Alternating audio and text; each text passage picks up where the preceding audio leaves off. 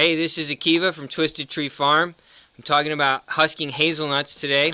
So anyway, you say you got your bucket of hazelnuts in the husk, came down from the hill with, or your field, or whatever, and they're in the husk. So there's Yara. She's in a lot of these videos.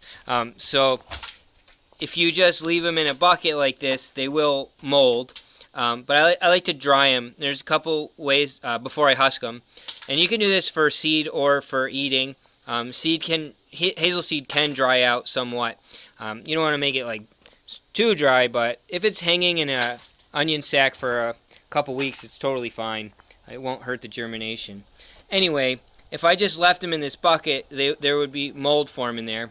So I put them in onion sacks and I hang them up. The other thing you could do is you can put them in trays and have a box fan go through them.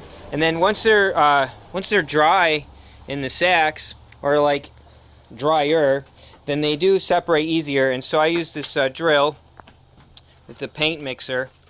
Paint mixer is just an attachment for a drill.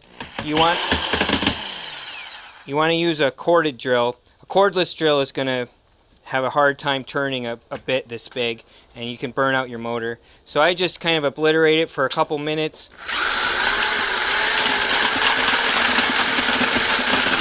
I'll just do that for a few minutes until it really kind of shreds the husks, and this is what it'll look like.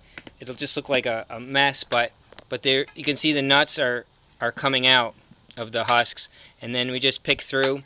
That's what my buddy here is doing. He's just picking through and throwing the nuts in one bin and the husks on the floor. And that's just a really simple, very low cost, more efficient than doing it just by hand way of husking hazelnuts. Obviously, commercial growers are going to use bigger machines, big hazelnut husking machines. But for just home scale, homestead use, small nursery, drill paint mixer, and onion sacks is a great way to go. Thank you for watching.